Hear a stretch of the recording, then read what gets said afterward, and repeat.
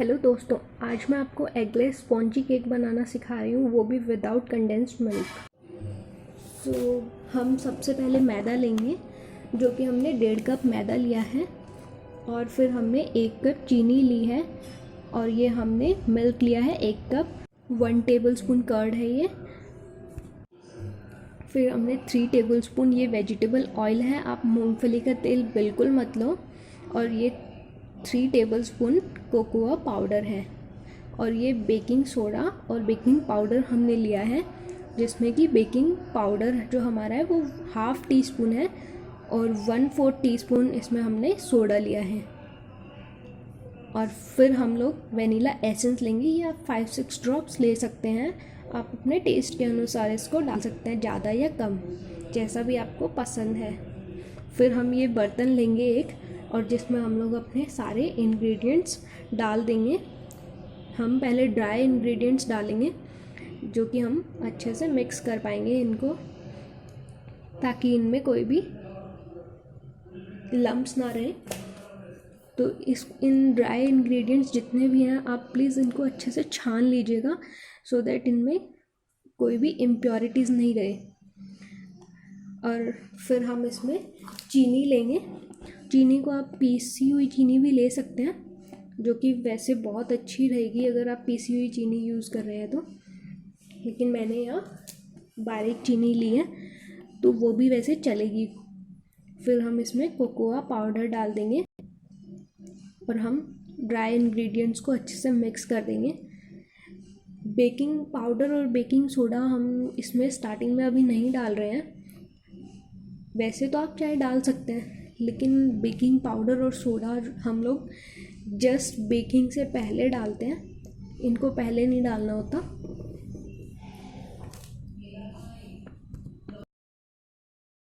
ये केक हम microwave oven में बनाएंगे, और अब हम इसमें कर्ड डाल दिया है, और इसको अच्छे से मिक्स कर लेंगे।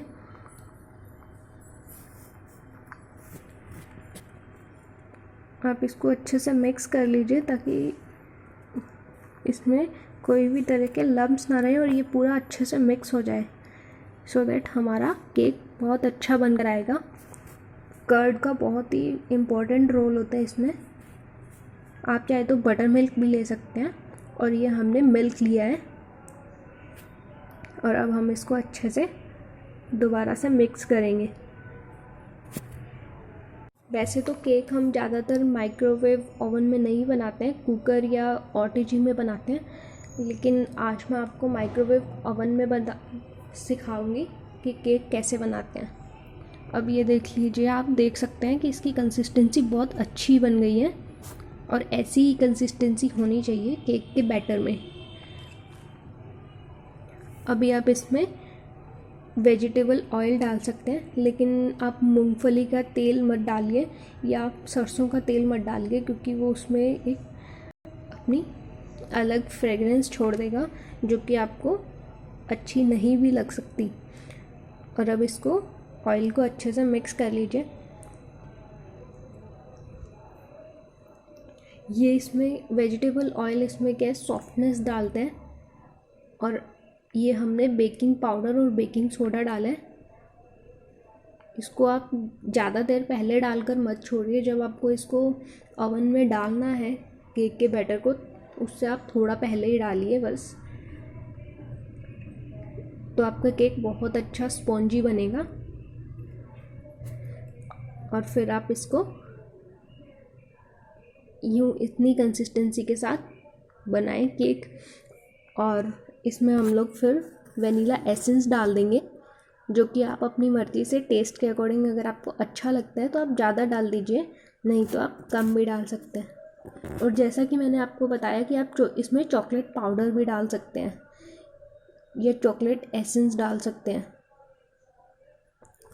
इस बर्तन को हमने, माइक्रोवेव का बर्तन है ये, इसको हमने अच्छे से ग्रीस कर लिया है, और अब इसमें हम बैटर को ट्रांसफ़र कर देंगे। और इसमें आप अच्छे से कंसिस्टेंसी भी देख सकते हैं इसकी कि कैसी चाहिएगी आपको। फिर हम अब इसको टैप कर देंगे थोड़ा, ताकि इसमें से एयर बबल्स जितनी भी रह गई हैं इसमें ताकि वो निकल जाए अच्छे से और आपका केक फूल कर बहुत अच्छा बन जाए।